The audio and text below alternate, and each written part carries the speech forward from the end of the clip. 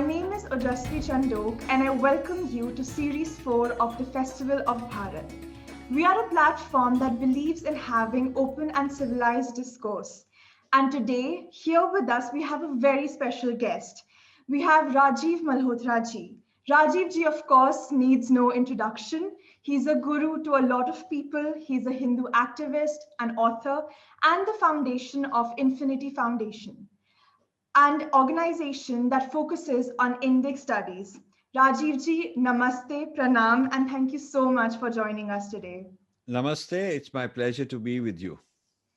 Rajiv ji, first of all, how are you and how are things at the wonderful Infinity Foundation? What are your latest projects and what should we really look forward to from you and your team?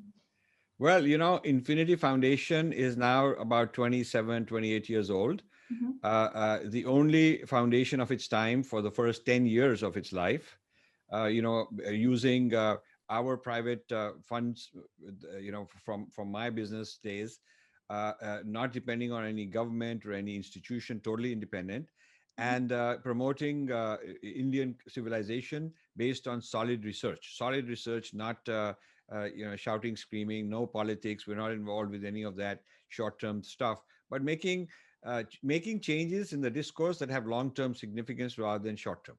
That's been our calling card. So truly wanting to be like a think tank.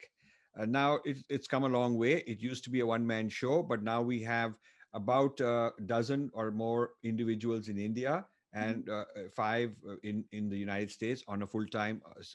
They are paid people, and then we have, in addition to it, a large number of interns and a large number of volunteers. So I'm glad to say we have a good team of young people uh, between, say, mid 20s and mid late 30s. A lot of people who are on the team leading. So Mhm. it's done very well. And we were always virtual, so the pandemic didn't affect us in that sense. Mhm. The we produced in During the pandemic, we produced two major books. One was Sanskrit non-translatables, about words that cannot be translated. They're Sanskrit words. Mhm. And the second is my more recent book called Artificial Intelligence and the Future of Power. Mhm. So we've had a productive time despite the pandemic. We are terribly sorry about the loss of life and many other kinds of losses around the world. Luckily, we scraped through. We're okay, and so things are looking good for us. We've learned a lot during this pandemic, how to run things, how to do things better. And we have a very exciting 2021 program. Lots of research, lots of books to be produced. The one thing I miss a lot is physical events, because that's where there's a lot of electricity and chemistry and a lot of energy, kind of an electric atmosphere of people meeting. I love these live Q&As Mhm. with huge audiences. I've done that for quarter century now. I miss all that. So once the pandemic is more quietened down a little bit, then I want to resume that. Mhm. And maybe we'll meet somewhere. You can interview me or do a live event. I know Festival Bharat is virtual, Mhm. and it's very good, because then you have more flexibility. But I Mhm. also feel that the physical events bring out interesting quality, that it, human to human contact. Right, right. We, in fact, actually do host physical events. It's just that during the lockdown, we had to shift to the online mode. Aha, But okay. it's wonderful to hear, Rajiv ji, honestly. And so I am 19 years old, and students like me who find inspiration in your guidance and in your teachings and the way that you put out facts out there for everyone to read and research. What I wanted to ask you is, what has your life in Seva been? What made you leave your life as a multifaceted CEO, entrepreneur, investor, and completely shift your gaze to matters of civilizational import? Well, this is interesting. I haven't written my autobiography, and I don't want to get into my autobiographical, because I think that personality then diverts attention away from the message. Mhm. Uh, eh, to me, the message is more important than the messenger. But the messenger's life does have some lessons, In fact, not only lessons on what others should do, but a lot of lessons on what others should not do, learned from my experiences. So I've had since childhood a very spiritual life, done a lot of meditation, gotten involved with many gurus, many meditation systems, came from a Arya Samaj family, from my mother's side, very westernized family from my father's side. They were all bankers in Lahore, and you know, so uh, the whole dual upbringing of a very Western, anglicized education, and also a very deep spiritual side of me. And the spiritual side of me was not any particular denomination, but I have gone to most of the lineages and darshans, and from, but primarily I would say Kashmir Shaivism in general, a lot of bhakti tradition, a lot of Vedanta training, Ramakrishna Mission, Chinmaya Mission, all of that. And all over the world, I've gone with various gurus over the years. So this was a part of my life. This whole thing was part of, and I would say Buddhism. I have really gone into Buddhism a lot, and also Sri Aurobindo and various others. But I always felt that my real calling was not making money and business. My real although I did extremely well there, but my real calling was to discover the higher truths for myself, become a better person, and have direct experiences of the higher states of consciousness. I always wanted to do that. So the opportunity came twice. The first time in my late 20s, when a company I was owning some equity in, we sold out, we made a lot of money. I could have retired right then, but I didn't. I guess I went into the rat race, and success sometimes draws you towards more success. So I got a big offer. So I went back into the corporate life. And so, but then many more years later, another opportunity came. By now I had started my own companies. These companies had done very well. So an opportunity came when I said, okay, I don't need more, and I can be okay. I don't need to become a billionaire. Although if I had continued to do those things, I would have.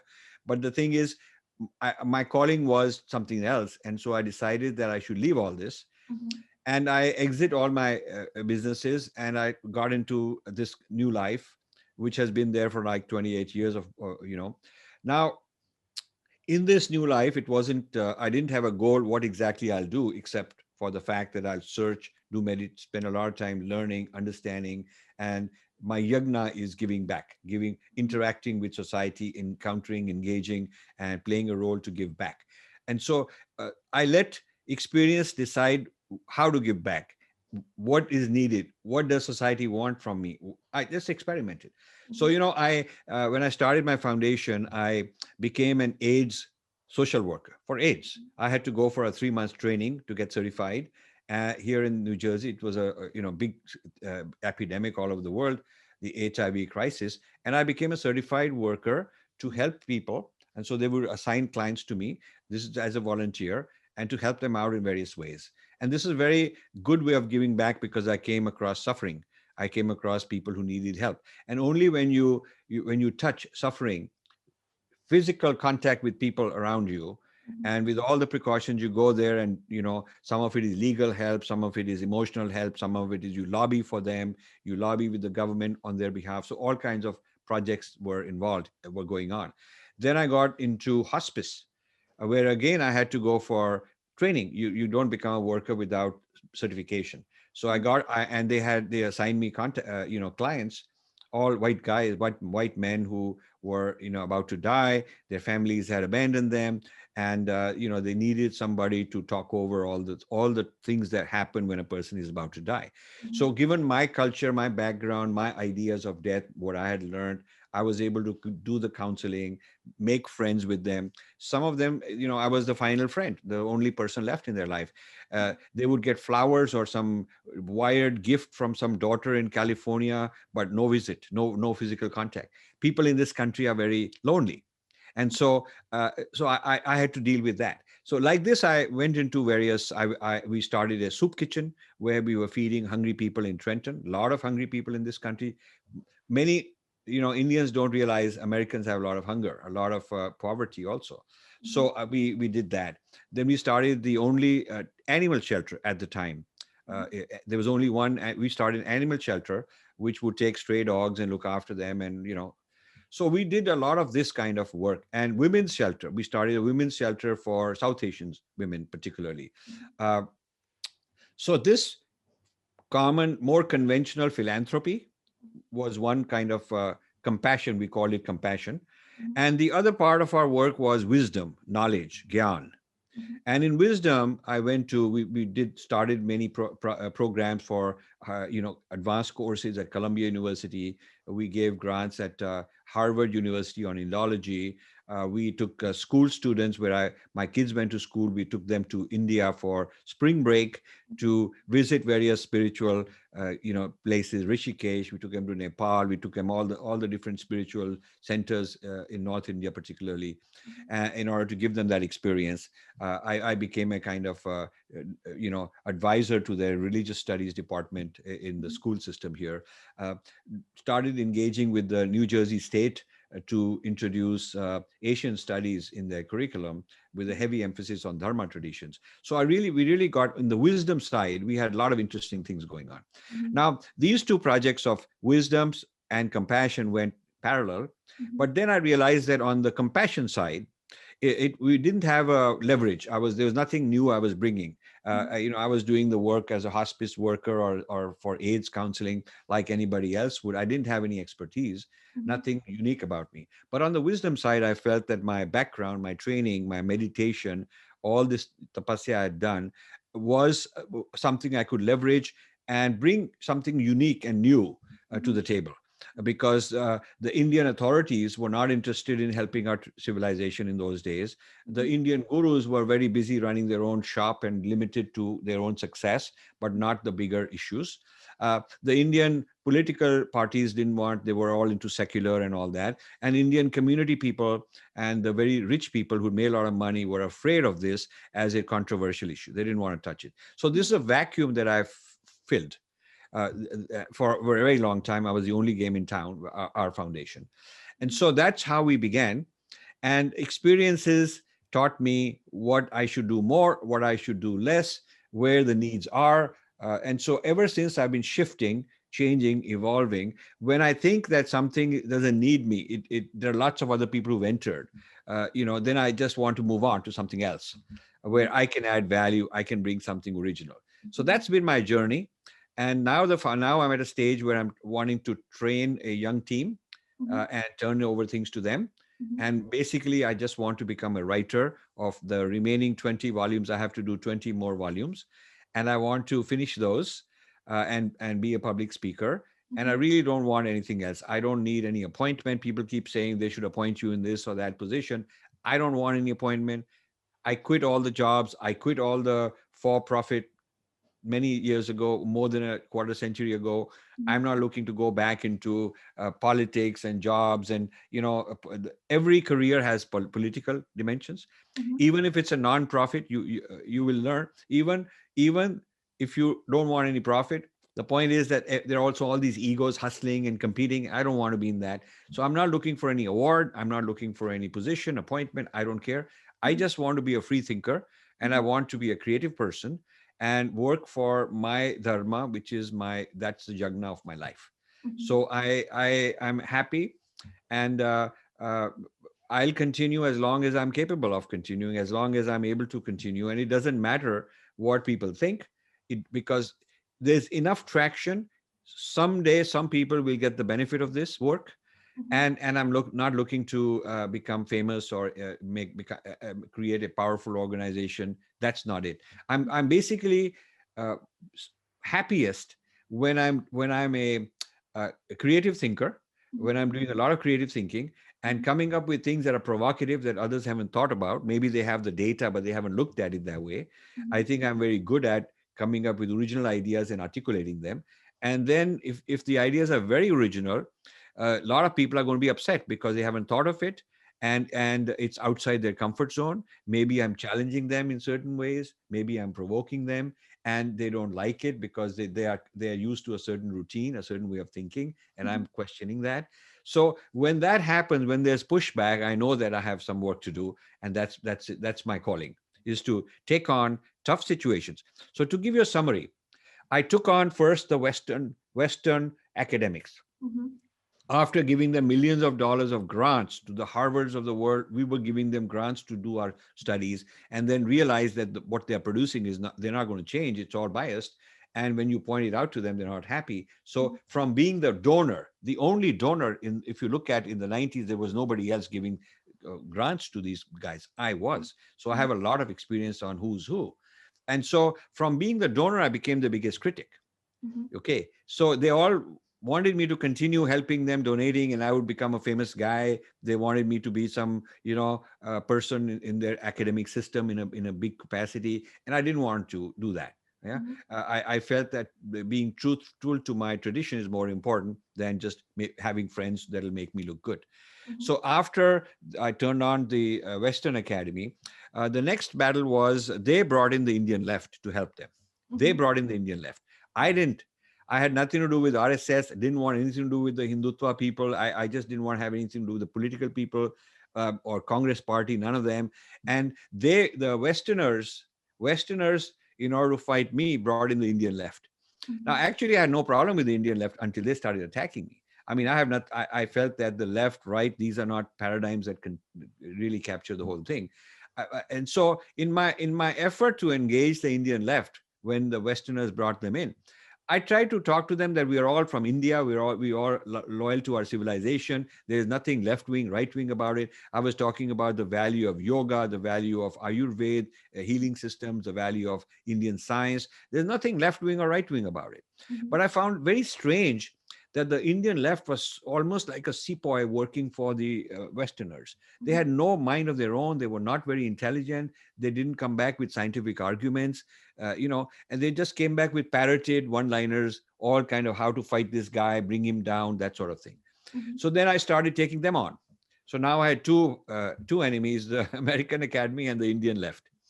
And then after a while, I realized that maybe my allies should be the Hindu right, or people who thought that they're Hindu right. Until then, I'd never thought of those guys as Mhm. potential allies. So then I got drawn into them. They started seeing me as the thinker who's able to think ways that they haven't thought of, because they're very insulated, they're very narrow in their thinking, they're not well read, they don't know a whole lot about Western philosophy, Western history, science, they don't know all those things. And I was able to combine all that. Mhm. So for a while, I had a honeymoon with this Hindu right. They said this guy is a great champion, and I was brought around to all the big events and paraded and given all this limelight. And Mhm. then I found that the Hindu right got serious problems. The Hindu right got very serious problems, Mhm. because there is all this fanfare and ego to become famous, become important, and who's got more views and all that. Very little original thinking, and easy to trample over each other. And they won't defend you if you're in trouble, even though you're fighting for them. Mhm. So I would go stick my neck out, fight for them. If there's a caste issue anywhere in the US Senate, I'd go to Washington. I went to the US Commission on International Religious Freedom physically, personally, in the headquarters, and engaged the commissioners. I don't think any of these other people have done that. They just from a distance attacked them, criticized them, done copy paste, but they haven't really physically gone and done it. I used to do all that. And then I found that when I would get into issues, the Hindu right would run away rather than helping me. They would think I'm a liability. They would think that I'm controversial. Mandirs told me that we cannot have you come and give talks because, what will people think? I mean, what will people? So imagine I'm fighting their fight.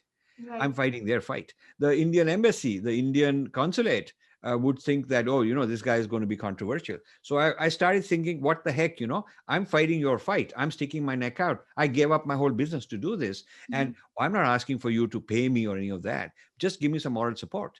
But Mhm. then they would rather be stick to non-controversial, safe, bring in the speaker who is talking about all goody stuff. We're all the same, all that kind of stuff. So I got frustrated with the Hindu right. Mhm. And I must say that is, and I also see a lot of mediocrity in the Hindu right. Mhm. So, there are, if you want to be a true intellectual, a public intellectual, and you don't want to sell out to any institution, and you don't want to be part of a political organization, because then you have to you have to limit your creativity, and you don't want to be part of some guru organization, because then also you have to sort of be within a hierarchy. It's very difficult. So I have had all of this happen, and my the moral of my life, from my experience, is that people should really be careful before they go out, stick their neck out on behalf of a whole community. uh, they should not assume that these guys are there behind you, because they'll use you when they need you, and then they'll pull the rug under your feet when they think that they can do without you, and then you are left hanging on your own. So I feel a lot of that has happened. But this has been an interesting ride for me. I'm a far better person. I've learned so much. I'm wiser having done all these things, and I'm really deeply engrossed in my research. And my latest topic of research, which I hope we'll get into, my AI thing, is so powerful and so interesting Mhm. that it's all been worth it. Mhm. So that's a Rajiv ji, this may be long-winded, but actually it's a very synopsized, collapsed mhm. version of a very long journey I've had. I'm sure, and such an inspiring journey at that. And I'm sure a lot of the students like me will find a lot of inspiration and motivation from this short synopsis of your journey. Rajiv ji, in pursuit of many simultaneous endeavors, you have also encountered many adversaries and challenges. What have been the main challenges and who have been most threatened by your work? And of course, why? So, I would say that the West sees me as a clear thinking dharmic person that is not easily defeated. They can attack me personally and attack me as personality wise, but my work has never been debunked in terms of my actual body of work. They can say anything they want about me. It's not important. As far as the left is concerned, I think they're quite bankrupt. The left is quite bankrupt because the Indian left is not very original. I prefer having interactions with the American left and the British and European left. In fact, I have a lot of friends. I have a lot in common with them. In fact, we are just starting artificial intelligence and ethics, which is all left wing and Christian wing and all kind of people together, and we are starting that. So I have no problem engaging people from across the spectrum of ideology. uh, the Indian, intellectuals are very disappointing, and I would say that they lack hard work and originality and a good work ethic, and they're off to copy paste from here there, spin their own, start a channel, video channel, and get ahead. So it's all the game of jugaad, hustling, getting past each other. There aren't any ethical principles. There is no camaraderie of working together. So it's similar to Indian society and the way business also works. Too much over competition and too much opportunism, too much narrow optimization of one's own selfish interests, not looking at the big picture. Even the gurus who become super gurus, they ought to be thinking big and not just their own organization. They aren't able to do that. I'm disappointed that RSS could have been the vehicle to unify all the Hindu groups. They could have done that. They could have said, okay, we are the big tent because we have credibility and we have some power and clout. And so we are going to bring every single person in and feature them and create opportunities for them and have once a month meeting where everybody's invited. There's no one who, it's not going to be that this one's not invited, that one's not invited. But they have pettiness. They have people. The top levels in RSS are very good people. The top tier, I know them personally. They're good human beings. They're very ethical, but they are not the ones who are going to go running things, projects. It's done by the middle tier, and the middle tier often have jealousy. I mean, they're basically more concerned about getting ahead for themselves, and they won't bring somebody who may outshine them. So if you become too good and too many people will follow you, they don't want you in their Goa enclave every year, because they'd rather have other people and control the limelight themselves. So that sort of thing. So I find I'm disappointed by the Hindus of today. My problems with non-Hindus is less important. It's like, you got a cricket team, and if you're disappointed with your own team, it's pretty serious. If the other team is playing hard against you, then that's what they're supposed to be. They're supposed to play hard against you. So to the extent that there is this Islamic world, there is this Christian world, there is this Maoist world, and there's all these breaking India forces, I can see it from their point of view. They're doing the right thing because they want to expand and take over more resources in the world. Yeah. So I can't accuse them and blame them. I can say, hey, listen, we are opponents. We have to fight back. But The disappointment comes where our people are substandard, Mhm. are not capable of, forget being Vishwa Guru. I mean, are not capable of being, on par with the real opponents out there in the world. And I'm not talking about a few individuals like you. You have some good people in your organization. I'm familiar with Abhay. He's a great guy, your brother. Mhm. I'm talking about the general level, the general caliber of people that are out there representing Hindu Dharma, politically and socially, in social media, and so on. The caliber is not there. Mhm. This is my disappointment. Right. Thank you so much for putting this out for people to view and really understand, Rajiv ji. Which brings me to the question that on our collective journey of fighting Bharat and for Dharam, there are many people, like we just talked about, who do talk a lot about the dharmic ethos, but they don't really know how to live it. They do have big egos, like you just mentioned. They get angry, they get triggered easily, and they do very adharmic things, including, as you have, I'm sure, experienced many times, plagiarizing the work of others and claiming it as their own. So, my question is, what are your thoughts on this source of adharmic dharm raksha? So, this is a very important point. This is such an important point. I want to differentiate between what I think of the Hindu Dharma as a system Mhm. versus what I think of the Hindus as Okay. people. Mhm. It's often people say, how can you be so pro Hinduism and you are criticizing the Hindus? Mhm. The difference is that the Hindu Dharma is a body of knowledge, an ideal with a certain history and certain great rishis and certain texts and practices. Now, Mhm. all this, what I just mentioned, is great. I'm supporting it all the time, and I'll continue. Never any doubt.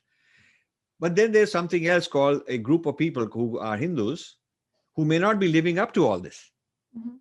You see, so the Hindus are disappointing to me. The Hindu Dharma is not.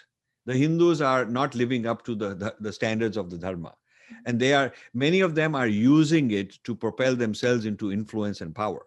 Mhm. Some of them are political Hindus looking at Hinduism as a vote bank to get themselves into power. They are not necessarily serving the Dharma, they're using it for their benefit. Some are in the political limelight or in education, or they want a channel, or they failed in business or they failed in their career, and they're looking for a way to climb up and become important. And being this Hindu activist is a quick, easy way, Mhm. because if you got a gift of the gab and you know how to market and organize and get popularity, brand building, you can use this idea of being, I'm a Hindu activist, and get ahead. So the quality standard isn't necessarily there, that you really are deeply embodying this Dharma, and that you have studied it and worked hard and you really understand it. That needn't be the case. A person who's just a slick salesman can suddenly become top Hindu Dharma exponent. They can do that. So that's the reason. Other traditions either have a institutional filter, so like the church is highly organized, seminaries are organized, and so they will send people who are well trained, well certified.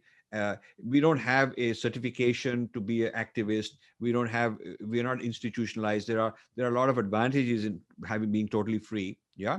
And even the leftists, they have their own peer group of academic people. How you get how you follow certain conventions, you follow certain procedures, and you follow certain leaders, you respect them, you work as a team, and they all support you. In the Hindu Dharma, it's all everybody to himself. There is no ethics. You just beg, borrow, steal ideas here and there, and you go out there and do whatever the heck you can. And this is called jugaad, in terms of improvising quick and dirty solutions to get by. So the Hindu activism is a jugaad, is right now. This is the problem. And something like this will be it's very good for sensational things. We can make progress, we can help win elections, but I'm not interested. See, to me, the following three levels are very clear. Highest level is the Dharma itself, Mhm. and the respect and protection of the Dharma is yagna. You give back and you're in alignment with the cosmos. That's, call it level A. Level B is there is something called Rashtra, which is loosely translated as nation. It's a collection of people and practices and geography. Now, this Rashtra, you don't protect the Rashtra for its own sake. You protect the Rashtra because it's a vehicle to protect the Dharma. The Mhm, Rashtra is supposed to protect the Dharma. Rashtra is an organ, is a mechanism, is a device, a machine to protect the Dharma. So if the Rashtra is not protecting the Dharma, my loyalty is more to the Dharma than to the Rashtra, if the mhm, Rashtra becomes corrupt. mhm, And then within the Rashtra, there are various organs, like the human body has many organs. One of them is a Rajya, the government. mhm, So are, are you pro-government? I am pro-Rashtra.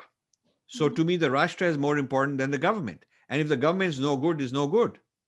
And then as far as government is concerned, there's political parties vying to run the government. So there's a hierarchy. mhm, To me, it's not so much getting this party in power or attacking that other party and so on. To me, that's a means to serving the Rashtra, mhm, and the Rashtra is a means to serving the Dharma. mhm, So that has to be very clear. So to me, the lower, as you go lower and lower in this hierarchy, from the Dharma to the Rashtra to the political reality to all these activists clamoring, as you get down, down, down, it gets messier and messier. The quality standard gets pretty bad. So that's my state, and I'm very clear that I have serious problems with many Hindu activists, but I'm totally loyal and dedicated to my dharma. mhm. Rajivji, thank you so much for explaining these really complicated situations and ideas so simply. I'm sure, I mean, it's becoming so much more clearer to me personally as well. So thank you for that. And moving on to your work, of which there is an ocean out there. And if I may just say, I'm really excited to read all the 20 volumes that you're going to write. I will start by asking you, could you please kindly summarize in perhaps 10, 12 minutes or so, most of all, for all Western viewers out there, what is the true story of Bharat and Sanatan Dharam? What is our real story, and what is it that we really stand for? So this is a very exciting question. What is the story of Bharat? I've called it the Indian grand narrative. I defined that term, and that is the story of Bharat. The story of Bharat is not only the past; it's also our future. So that's another thing that we should know about. And when I talk about the Indian grand narrative, it's not only the history of what happened in India; it's also the Indian influence on the rest of the world, which is why we've written a 14-volume series on the history of Indian science and technology. It's about the export of mathematics and astronomy and philosophy.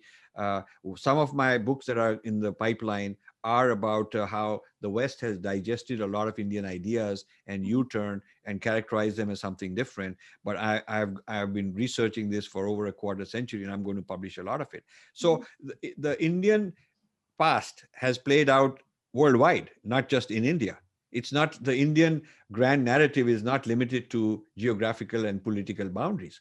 It's a lot of the grand narrative happened in China and in Japan and Mongolia and in parts of the Middle East and Central Asia and Europe and so on. So the Indian narrative, the narrative of Bharat is not geographically limited. It's not limited by time, that it's all about past only, because it's also very futuristic. And this narrative is the primary, the foundation of this narrative is the open architecture and ongoing discovery by human beings, not frozen in time by some history.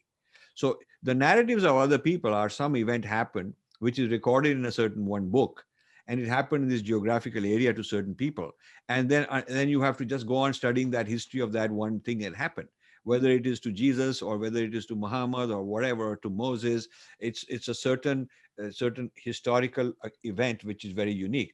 But what is amazing about our narrative is that it's open, it's ongoing. It's rishi after rishi discovering, none of them saying it's final, none of them saying I'm the last one, none of them saying you denounce the other ones. It's like scientists who go on discovering things, and the rishis never said that there won't be a better another superior view in the future. Never said that. So this is why this openness allowed us has allowed our tradition to flow. and new discoveries come. So these discoveries are called shrutis. These discoveries, which are the highest level discoveries in a state of consciousness, are shrutis, and the Vedas are the shrutis. But then, unlike the books of other traditions that are frozen, this is the complete book. This is what it doesn't say in this book. You cannot bring that in our case. We also have smritis. The smritis are texts that are written over time. They keep changing. So all the politics, all the constitution of a country is a smriti. All the discoveries, scientists made a discovery, but then they may refute it. It may change next day. It's a particular point of view. It's a smriti. All the ideas of Nyaya and philosophy and Jyotish and Ayurveda and those kind of things, they're all smritis. So the knowledge systems that are evolving over time, that are open, are smritis. So this gives you the human laboratory of discovery is the rishi, and everybody has that capacity. Since everybody is Satchitanand, everybody has the capacity of self-realizing, self-actualizing the rishi in them, the rishi potential, and then becoming a discoverer, and then developing more and more ideas that come out of that. It is not that you have to bow to a book or an institution or some authority and say, okay, that's the limit. Certainly, I bow to the gurus because they get me going and they get me started. But that doesn't mean that I'm limited to what they have taught me.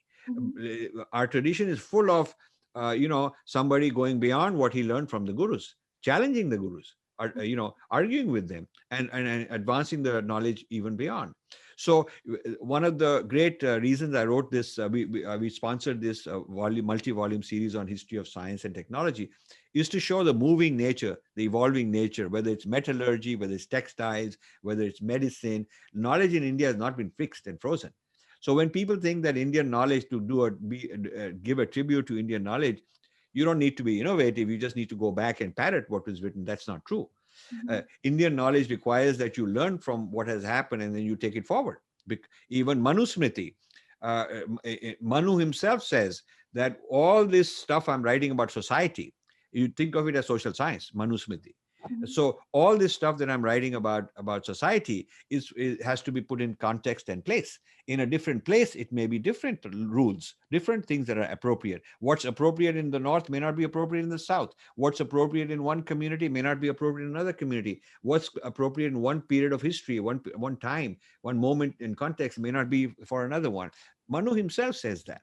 So this business of freezing Manusmriti as sort of the codified laws of Hindus is not what Manu himself wanted.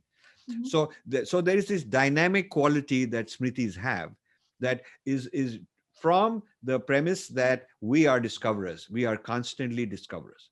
So I'll give you a new vocabulary because I'm right now into the artificial intelligence. Okay, so in artificial intelligence, there's something called artificial intelligence is based on the idea of machine learning. So these are machines that are learning from experience. And the experience is given to them in the form of data, examples, and that's called big data. So big data is the example that is fed to the machines, and the machines are deep learning, neural networks, all of that stuff to become smarter and smarter. So it learns to drive a car and become better and better at it. Or it learns to do facial recognition and it can recognize better and better. So this learning part is the basis of machine learning, which is the foundation of artificial intelligence. Our philosophy says that humans are like that too. In fact, machine learning is trying to replicate humans. Humans are not fixed knowledge. We are always learning. So a civilization is also a machine learning. If you, in an analogy, a civilization is learning system, constantly new experiences, new things being tried, like big data. All the experiences that a civilization has and it uses to come up with rules and policies and the latest knowledge, that's all big data. You can think of it as big data. So think of Manu. Manu is a person who goes around looking at the cultural and social practices of people in various communities and comes up with a codified, systematized set of rules and principles to encapsulate what's going on. He never says, this is my original proposition. He says, this is how people are doing. He never says this is fixed in time. It has to evolve. Maybe 100 years later, some other Manu has to come and come up with uh, do a survey and do an examination of society and come up with rules, come up with principles, come up with recommendations. And these have to be aligned with the smriti, with the shruti. They have to be aligned with the Vedic philosophy. So the Vedic philosophy as a kind of foundation, and being applied all the time and reapplied for newer and newer experiences. So think of Vedic foundation as sort of like the basic assumptions and premises of the machine learning system. If you think of society as a machine in a sense, just as an analogy. So if the Vedas are the substratum of Indian civilization, and then the civilization is a machine learning system that is using all the experiences of what's going on as big data and becoming smarter and smarter and getting enhanced. So if you model Bharatiya society in this way, it's a very advanced progressive model, very consistent with and very futuristic, consistent with the latest thinking in artificial intelligence. So you see, we have to reimagine in the age of AI, we have to reimagine Bharatiya civilization as a very intelligent learning entity. It's a being. That the civilization is a being, like the machine is trying to behave like a being, but it's not really a being, but it's trying to, that's why the word artificial is there. So but in the case of civilization, is real being with humans and minds and all that, and it is learning. Okay, and its learning is far more sophisticated than the machine learning. So the machine learning, to understand machine learning, will lead you to a reimagined, a new approach to thinking about Bharatiya civilization. Mhm. Right, right. Thank you so much. I think this is a great analogy to really figure out and understand what otherwise is a complex system of functioning. And following on from that previous question, why does the world not know this about us, about the Hindu civilization? There have, of course, been waves of colonial subjugation, and with it, the gross distortion of our itihas. Who is behind the wiping out and distortion of our truth? And how did they really achieve this colossal deception? So my AI has also given me a new way to think about the other people. Mhm, So they are rival AI systems. They are rival machine learning systems. So mhm, they are constantly trying to improve their learning algorithms, just like Bharatiya civilization has been evolving for itself, for its benefit. So any other civilization that comes and invades us or attacks us, they are doing this. They are doing from. They don't start with a substratum of Vedas as the foundation of their learning. They start with the foundation of some other text or some book or some whatever ideology.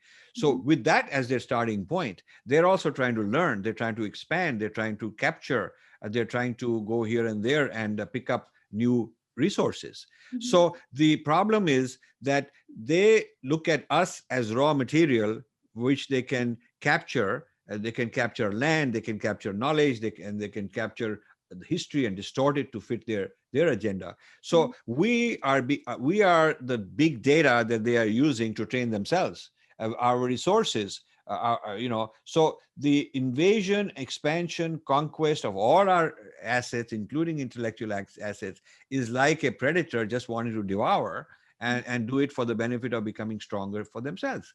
So, mhm, when you think about it from their point of view, one thing you have to credit them is that they're very innovative. So they've taken Indian mathematics, they've taken a lot of Indian medicine, they've taken a huge amount of Indian metallurgy and textiles. Even now they're taking Sanskrit, and they've developed phenomenal advances in computational linguistics. And mhm, from computational linguistics, natural language processing, they're still taking a huge amount of big data from India. The mhm, Googles and the Facebooks and the Twitters of the world, India is one of the richest places. We are fools thinking that, oh, we got lots of WhatsApp users, or we got one of the largest numbers of Google users or something. But actually, we're supplying them free data. I mean, the point is that, so they are smart, and the process of colonization hasn't ended. Now it's digital colonization, it's AI based colonization, you see. So it's we who are fools letting this happen. Something, we could blame them, and I've done enough of that for my career. But I think we could also turn around and look at ourselves and say, why are we so vulnerable? Why don't we have our act together? It's still the case that a Google can come and buy a huge amount of equity, Google and Facebook buy equity from Reliance, Geo, and everybody goes up and down, jumping, celebrating. When this happened last summer, I was the only voice which was critical of this investment in Geo. Everybody, including all the Hindu activists, celebrating it as a symbol that we are so good that they want to buy us out. Okay, so we didn't understand. It's like if somebody came and bought off the some of the top academies training Bharatnatyam. Christians have bought off many Bharatnatyam academies in India. I don't know if you know that, but many of the Indian Hindu dance academies have been purchased, taken over by Christians, and they're Christianizing this dance. So, you cannot blame them, because for them it's an investment. It's like you do mergers and acquisitions in the corporate world to expand. So they've done this acquisition in order to expand their footprint. So it's our people who are very happy that, hey, those guys like us and they gave us all this money or whatever and they bought us off. We are happy being bought off. That's a tragedy. So it happened in the past. They had to come and compromise Indian people, Indian leaders, make some zamindars, get inside the heads of these rajas and make them fight. And so, the ability of other nations, other countries, other civilizations to capture us, colonize us, shows their sophistication in their machine learning. How, if you think of their civilization as a machine learning system, they're very sophisticated in that, and being able to figure out and hack into our civilization and figure out how to compromise it and turn it into a huge asset that they can harvest. So this is what my model of colonization is. That colonization is a system where competing civilizations, each wanting to evolve, learn, improve its algorithms, they're encountering each other, and then the winners are the ones that are able to do this better and turn the other one into data that you can suck in. And the loser is the one who thinks that they are winning, but they're too stupid to realize that actually they're becoming slaves. So we have not recovered from that. We can keep blaming Macaulay for this, and all kind of people who did this and that. Max Miller did these things, and then Sonia Gandhi and Rahul Gandhi is doing these things, and Pope is doing them, and we can blame that. And I'm one of the pioneers, by the way, more than a quarter century ago, who started these.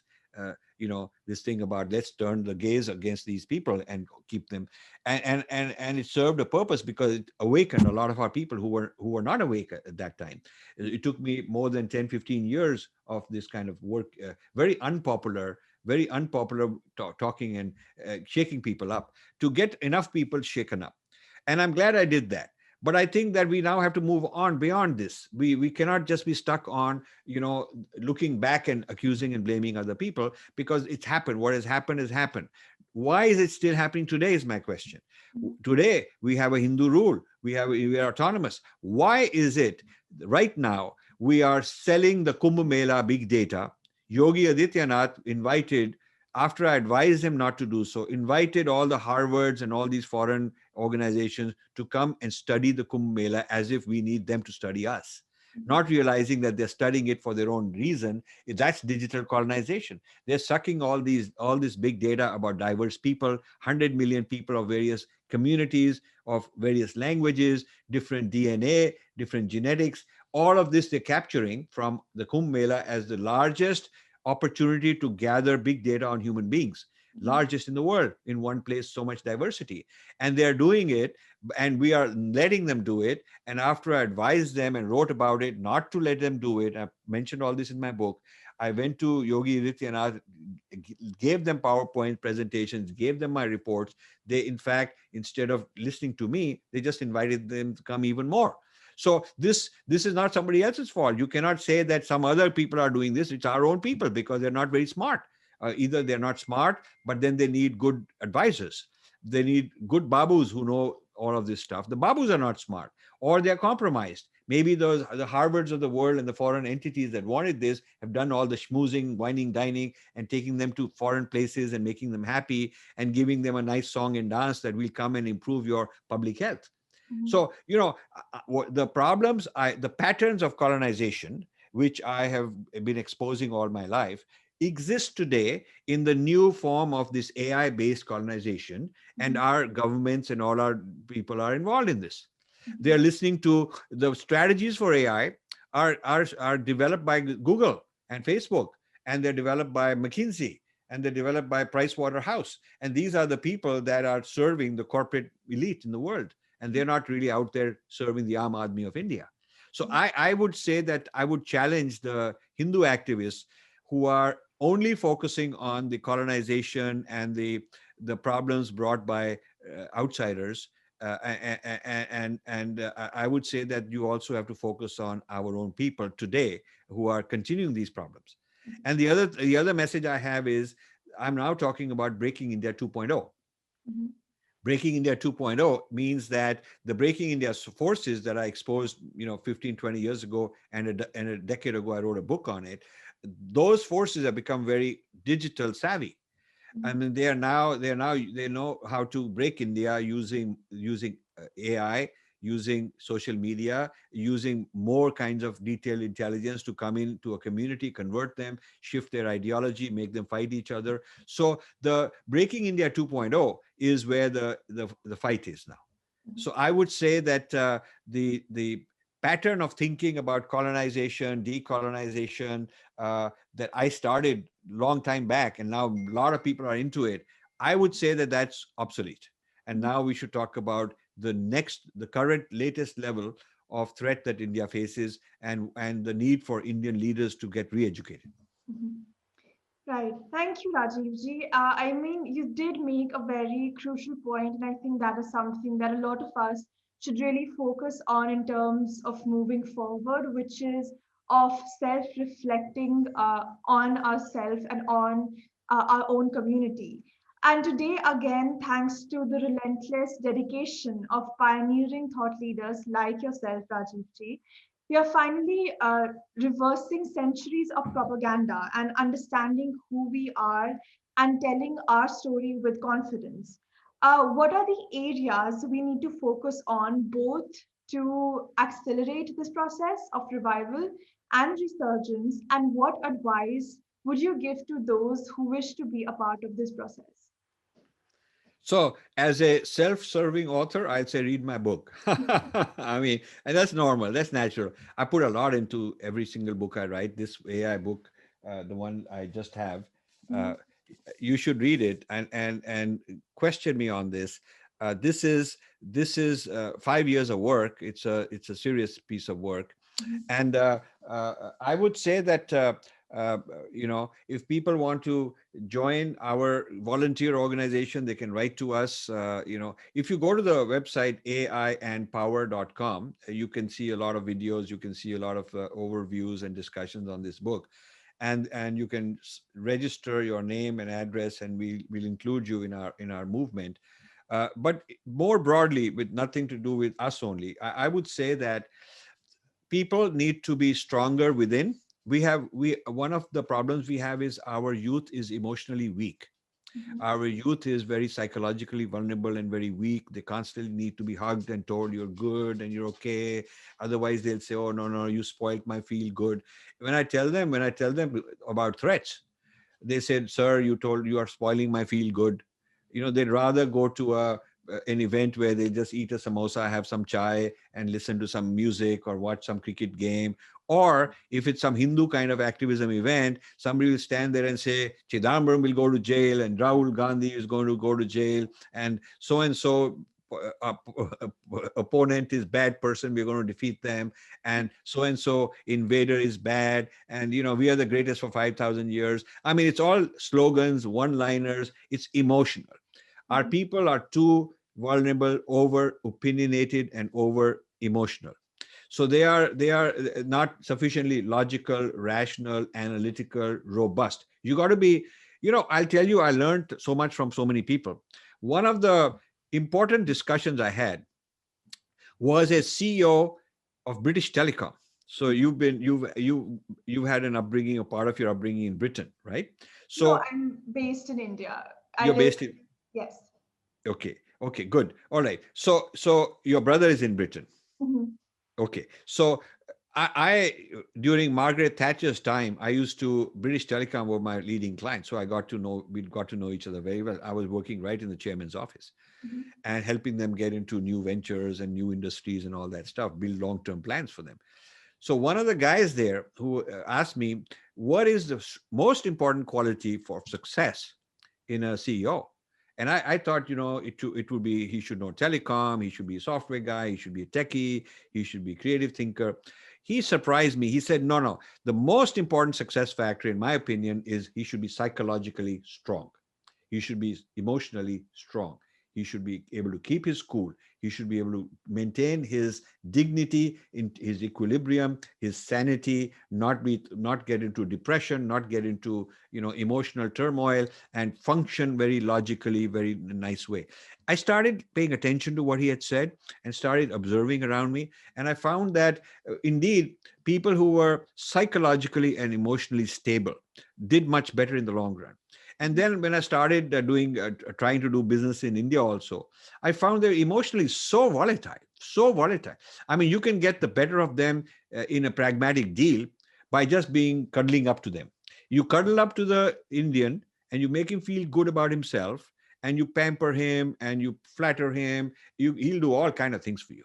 So, these machine learning systems are understanding the psychology of people. So they're understanding the psychology of Indian culture, Indian people, Indian youth, and this is part of what the British learned about us: how to manage us, how to flatter us and get the better of us. Okay, and how to motivate Indians to work for them. When the British East India Company ruled over India, over 100 wars were fought in India, in China, in Africa, using Indian soldiers, Mhm. because they knew how to motivate them, win them over, be nice to them. They knew how to do that.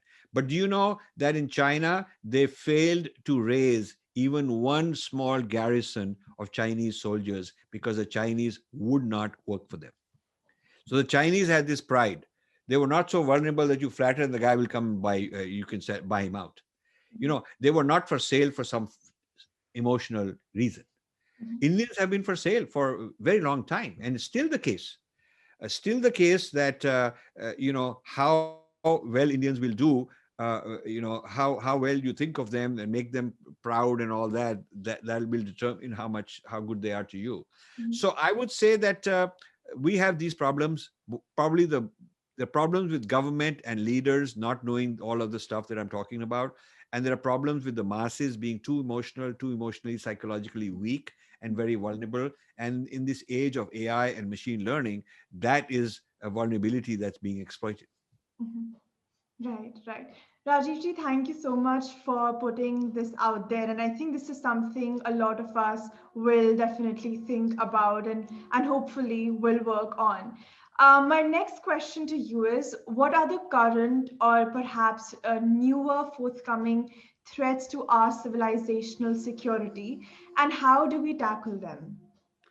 So the my artificial intelligence book and various talks based on it point out that this AI is making the algorithms more and more intelligent, and you are being managed, and the things that you are encountering, what you like through your email and search and all that, and also what is managing you and controlling you through your social media, are all based on algorithms. And these algorithms are more and more AI based. They're pretty much all of them are AI based. So we are entering an age of AI based cyber warfare, psychological warfare, and this is a big weapon for what I call Breaking India 2.0. So Breaking India 2.0 is basically the Breaking India forces, which are various divisive forces in India aligned with global nexuses, whether it's some evangelism, whether it's some Islamic group, whether it is some leftist group, or whatever it is. The different groups in India that are anti-India, that are not interested in the unity of India, but in some other aspect of it, including Khalistanis. They're aligned with various global nexuses. That's the Breaking India scenario that I brought out.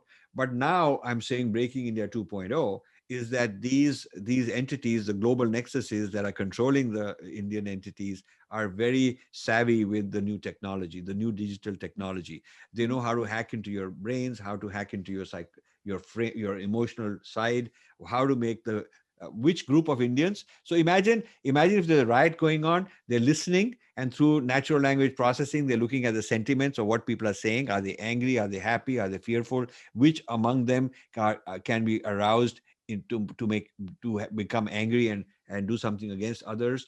Uh, in whatever language they may be speaking, Punjabi, it doesn't matter. The machine learning things can listen to all that and learn all that.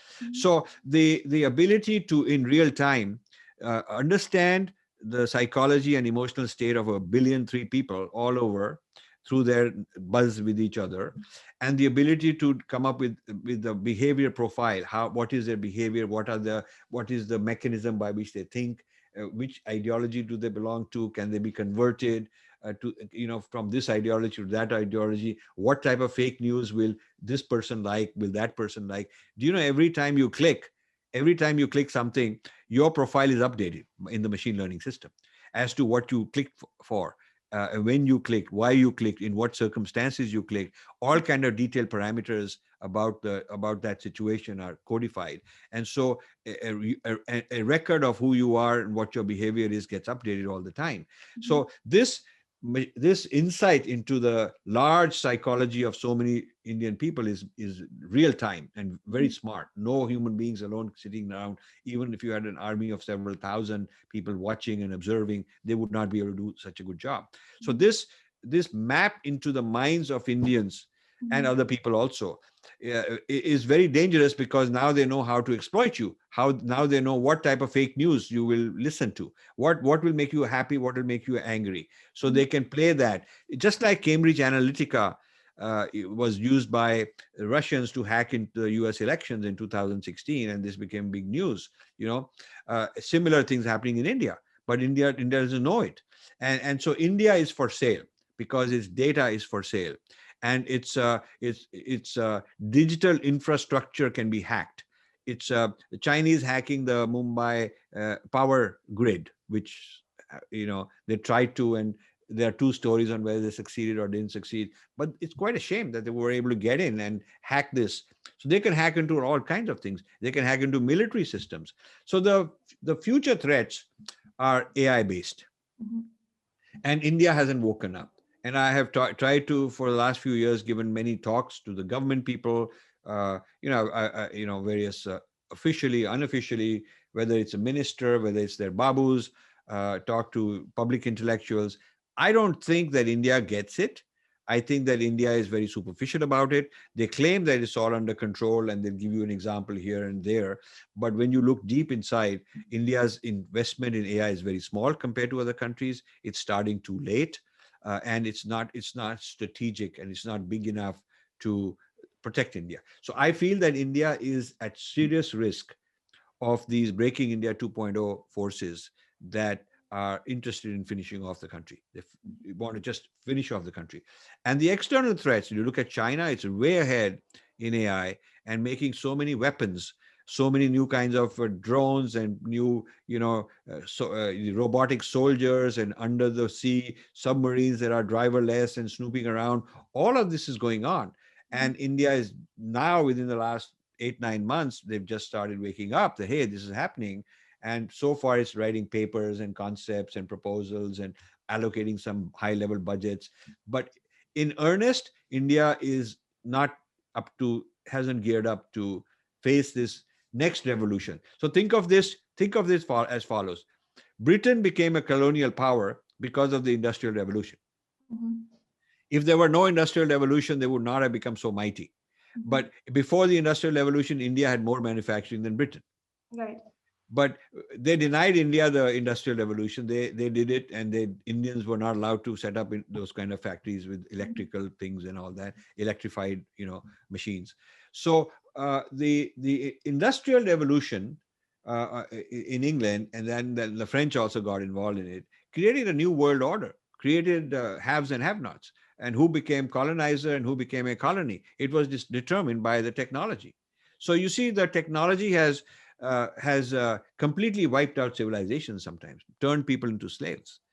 Weapons, Babur brought cannons, into India. So the Battle of Panipat, famous, and the by other Europeans brought by sea on boats, they brought the cannons, and so Indians didn't have the cannons, even though cannon had existed in Europe and in various places for a long time, but Indians didn't bother to understand it and bring that technology. So Indians faced the cannon with elephants, and elephant run away. When you blow a cannon, a few cannons can finish off a whole elephant army. So we just didn't know this. We are too proud, and that's the same situation today when I go around telling people about what are the threats. So your question is a very important one. When I answer it, give people details, they don't want to hear about it. They want only good news. They keep telling me how we did well in this and that. Okay, we did very well in a lot of things, and that we should be proud of that. But where we are vulnerable is the weakest link in a chain that breaks it. When you pull the chain, you can have many strong links, but you have one weak link, it breaks it. So you always have to look at where are we most vulnerable. And I would say we are most vulnerable in the coming onslaughts with artificial intelligence, both internal breaking India forces and external threats. And our over emotional youth and over emotional population is highly vulnerable to this kind of AI threat. Right. Thank you so much, Rajiv ji. I think this is going to bring a lot of further conversation in place as well. And it's dangerous to think about, but I also understand how important and crucial it is for us to not just realize that this is happening, but actually act accordingly. And so my final question is about the seminal body of research that you've done for your new book on artificial intelligence. My colleague Anhaji will interview you in detail about this. But could you please summarize the key themes and learnings from your 5 years of hard work on the AI book that you've written? Yeah, my work started 50 years ago when I was a graduate student in computer science in the United States. My topic was artificial intelligence. So that field was very young and embryonic and not so sophisticated, but that's when I got into it. We were writing programs to play chess and simple things like that. But I kept in touch with it as a matter of interest, even though for the last more than quarter century I've been into the humanities and social sciences and protecting Dharma and writing, doing work in that area, as you know. But I kept in touch with all this. And 5 years ago, I decided that this field has become very serious, and people are not looking at it in terms of how does this AI interact with Dharma? How does it interact with Vedas?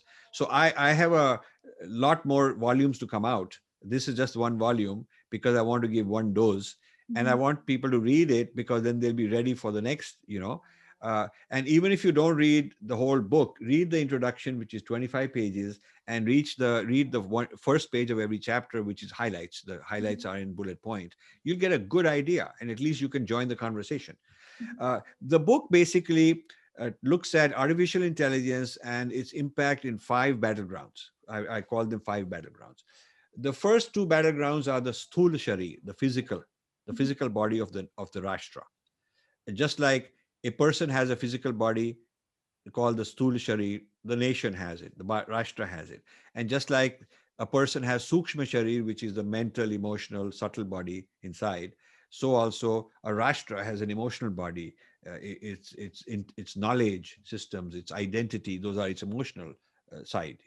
So if you look at the sthula sharir of India, the India as a rashtra, there is the part which has to do with infrastructure, economy, jobs. That is a part of the robustness of the society. Are we a strong nation? Do we have good economy? Do we have jobs? Do we have highly educated people? So that determines the kind of physical strength of the nation. That is one battleground, and the other is internationally, with all the borders being threatened by various alien people. What is their strength and our strength in military and geopolitics? So that is the second battleground, is the military, geopolitical, especially China as a threat. Then the third and fourth are psychological, emotional, spiritual kind of areas of strength and weaknesses. So battleground 3 is about the psychological hacking, about the vulnerability of our weak, psychologically and emotionally weak people to suck up to these social networks, which are owned by foreign countries, and give up all our data and let them understand us psychologically, and what all, how they manage us, how my fight over you with you will be through some social media, and you will hit back to me also in terms of social media. Or if you and I are aligned, it's because we are aligned through the social media. And so whoever controls the social media can turn us off like that. They can do whatever they want. We are highly vulnerable. And in the meantime, they're letting us play and dance and all of that because they're learning about us. They're learning how we think and all that stuff. So their algorithms to deal with us are becoming more smart. This is a battleground 3. Battleground 4 is a very spiritual one. It has to do with, as people get more and more gratification with AI, with augmented reality, virtual reality, variables, and all these things are coming. Both Apple and Facebook are going to introduce tremendously powerful hardware in 2022. Both have announced that. Next year, you will see a huge flood of new kind of technology which uses AI, and that'll replace the craving. That'll be the new way of doing social media and interacting and buying things and doing your banking and all your email. It'll all be of a whole different level, change. So this this gives us, this takes the sense of me as Rajiv or anybody away from their body, away from their sense of individuality as a adhyatmic person. We are told in our tradition that I'm not this body, I'm a being inside. But what this AI is doing is getting me outside. It's making more extroverted. So now I'm interested in a holiday here, in a Netflix streaming there, or I imagine and fantasize I'm part of this cricket game. I'm in the middle of the pitch, or I'm sitting and having dinner with this celebrity, or whatever the augmented reality is doing. It's extroverted. It's taking my attention away. So it's breaking the notion of a unified self, which is the self that has Anand, that is the Satchit Anand in us. So the direction of yoga and direction of meditation is an inward one, and AI is making me an extroverted being and kind of breaking up that unified self. So that's battleground 4. And this is something gurus ought to talk about, but they haven't. And battleground 5 is the battle for India. What happens to India? What happens to India with all these battlegrounds? So that's the an overview of what this book is writing about. I'm so excited. I can't wait to read this book and really understand all the research that you've done and all the guidance that I will get from your book. And I would honestly recommend, after this entire conversation, to people to read this book and actually talk about things which are not being talked about as much as they should be. Rajiv ji, pranam to you. Thank you so much for taking out time for us and having this conversation with us today. I have honestly looked up to you for so long. I mean, as soon as I started getting interested in current affairs and what's happening in the world, you were one of the few people I started following on social media. And I'm honestly grateful for you to be here and have this conversation with us, and truly honored. Thank you so much, Rajiv ji. Thank Namaste. you. Thank you. It's a pleasure. I love talking to young people. I think it's easier to talk to people who are very open, very free, and they want to learn. They don't get scared. I mean, the young people who are intelligent, smart, who are not scared, who want to know all the issues, are a real delight to talk to. We have some of the most brilliant people in our society. We also the problem is that we also have a large number of people who are not well educated. We Mhm. have a huge uneducated or mediocre type of youth who are in sort of emotionally vulnerable, excitable, and politicians just feed them what they want to hear. And I think the country politically and in terms of too much democracy and too much politics exploiting this kind of people, that's a serious problem. And it's not a small number of people. Maybe there's 500, 600 million people in India who are Mhm. not well educated, who are not secure emotionally, and therefore they're highly vulnerable. So when I meet people like you, I'm very happy. I'm so Thank you delighted, so much. and I Thank want to you so much. continue further interactions with you and your group. It's an honor and a pleasure, Rajiv ji, truly. And to all our viewers, please do like, share, and subscribe not only Festival of Bharat, but also Rajiv ji's channel for all these amazing, fantastic, and insightful conversations that he has in store for us before and in the future. Rajiv ji, pranam to you. Thank you so much once again. Thank you. Thank Thank you, and all the best to you, and lots of blessings. Thank you so much. Thank you.